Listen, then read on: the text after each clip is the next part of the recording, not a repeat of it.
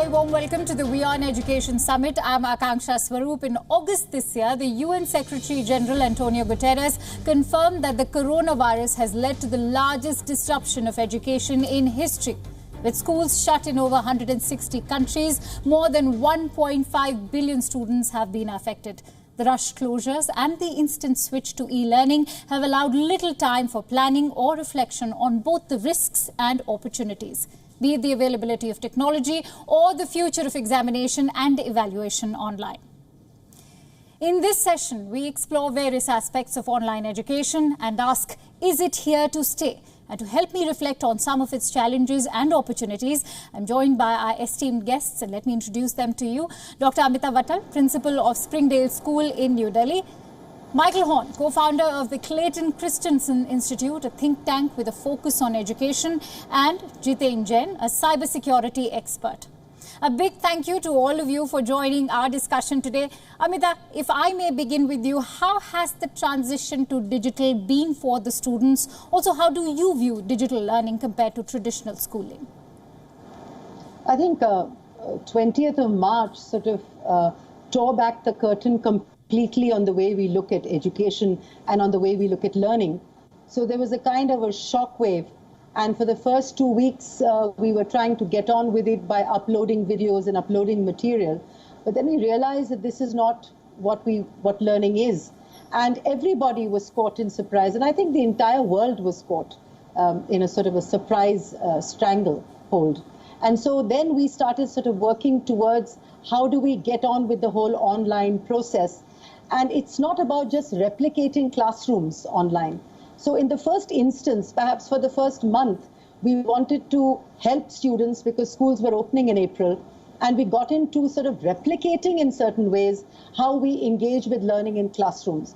So teachers, put in their videos and their presentations and created modules. And for us, it was very, very challenging because you were not catering to a captive audience of 30 students who were looking up at you with awe, but you were catering to an entire world out there. There were grandmas and grandpas and all sorts of people who were viewing you, and they could have been very critical, and so you had to be very careful at the way you were transacting learning. Right. That itself was a sort of a goldfish model, and so but yet I think teachers were troopers, and they really took on that mantle, and they got out there and they started engaging themselves with children through this online process. That was in the first instance. It has been a mammoth challenge indeed. Michael, if I may come to you, you've written a book called Blended. What do you mean by blended learning, and how can it benefit today's scenario of online learning?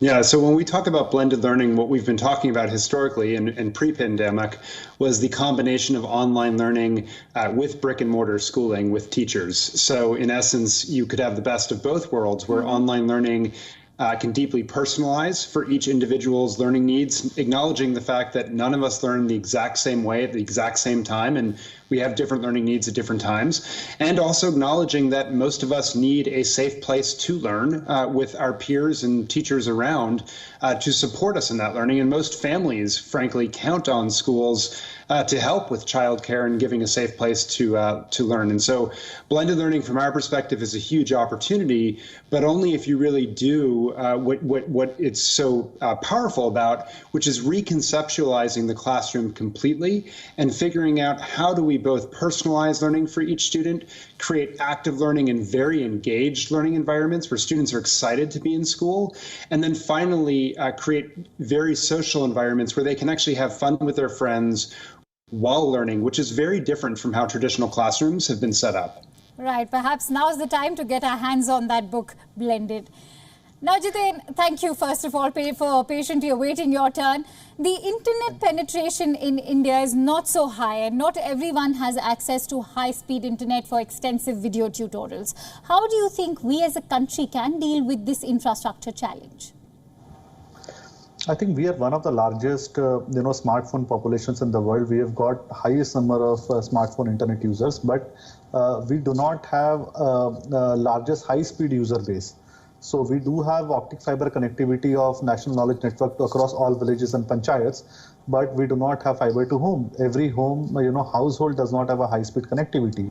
So while we have enough infrastructure to provide, online public services, certificates and government services, but if it comes to provide online education, which requires the high-speed network, I think we are lacking that. I mean, on the name of 4G, 5G, you could see many advertisements on TV, but the speed hardly works, especially in the rural areas. So that's challenge number one.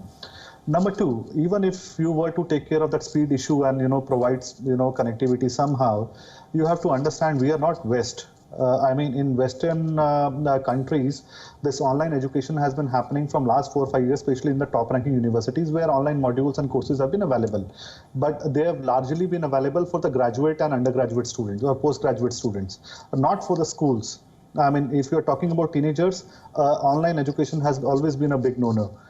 India has had a culture, South Asia has had a culture of taking additional classes like tuitions in the evenings, and that culture was monetized by, companies like Byju, which offered tutorials online.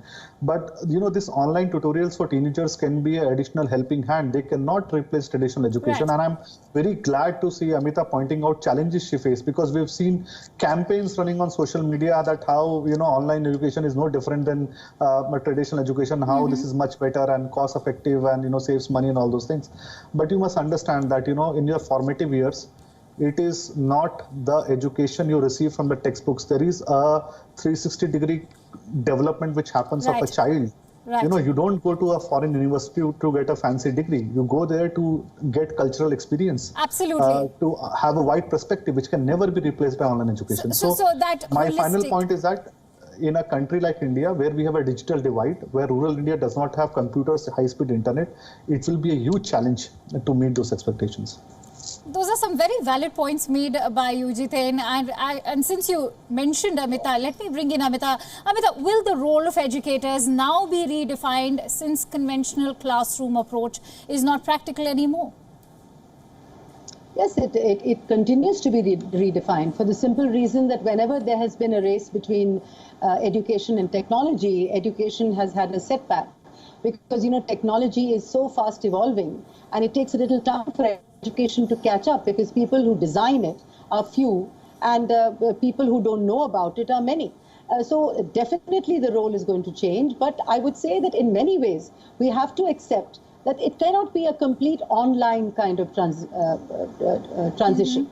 It has to be blended. And I know that once the pandemic is over, which it will be because everything passes, we will have to have this hybrid learning, a sort of blend, because we can't say that it will not happen again. But educators now have to realize that if technology is not going to be an integral part of their lives and upgrading themselves is not going to be there, they're going to be left behind. They're going to be dinosaurs. So it's very, very essential for educators to continuously upgrade themselves and be on sync, because the children who they are teaching are children now who have a very different world that they're going to inherit, and they've already inherited, because this pandemic has created a very strange kind of a sort of a playing field for children and for educators. And so I think both of them have to find different biomedias of engagement, of humanizing learning. And the teachers will have to sort of understand you cannot make it a complete machine-ridden learning system, right. And that is not the way you talk to young people. There has to be a humanizing element in online learning,